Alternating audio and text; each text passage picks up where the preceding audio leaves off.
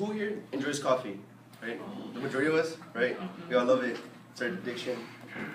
I have some, from knowing from my experience, some background information about coffee. It starts as a plant that gets processed from raising like beans, and then it goes processed to machines. Some of the best coffee is from South America and the Middle Eastern, and even the Caribbeans. I believe I am credible because I am a heavy drinker. I enjoy drinking coffee from morning to midday to even the night.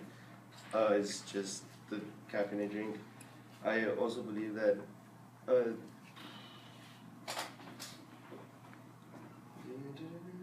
guys. Okay, like I said, knowing more about coffee, you will know the process of its pros, its cons, and its withdrawals. Yes, coffee is good and it has its good benefits, but it also has its cons, and it also has its withdrawals that it goes. Like I told you, before I present this whole presentation, I will show you the pros, the cons, and the withdrawals. Next, I will discuss about the pros about it. According to medical news study by Joseph Nordquist, drinking coffee says he stated that 11% can be reduced of type 2 diabetes with drinking within a 4-year period, which means drinking black coffee, no sugar, no cream. Let me ask this question: who here likes sweet coffee? Majority of us. Now, who here likes black coffee, straight black coffee? Bitter, yes, it's bitter, but yes, there is a higher chance that you might reduce 11% of type 2 diabetes.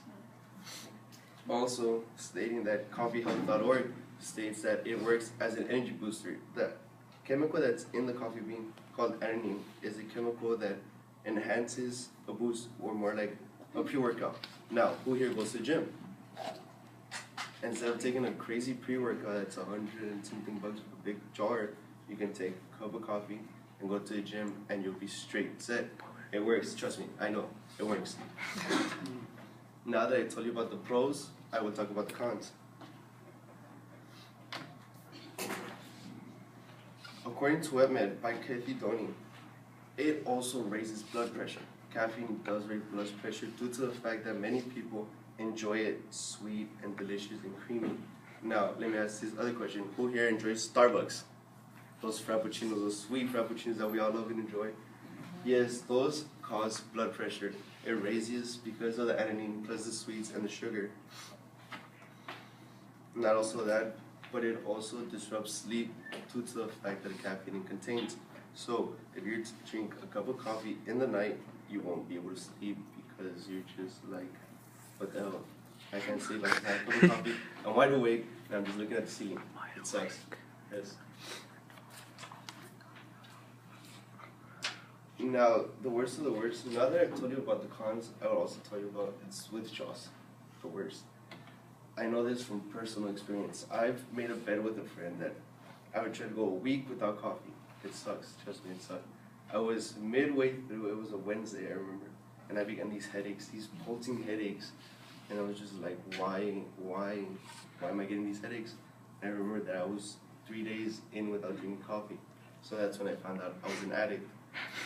I was a heavy addict, which is so Also, according to Caffeine Donning, abuse of caffeine can cause vomiting, headaches, sleepiness, and lack of concentration. If you abuse coffee, you will suffer these side effects. It does suck, and yes, I've done it by experience. Some of the withdrawals starts with headaches right before the eyes. So like you feel like this thing right before the eyes, and then it goes to the head, and then you just start getting these pulses. These pulses that just suck.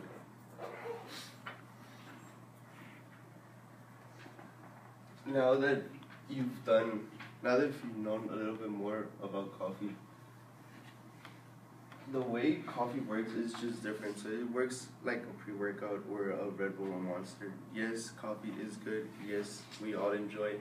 But there is the balance that you have to take. Yes, you could drink 2 cups of coffee, which is normally fine. But when you start abusing it, it does come into play.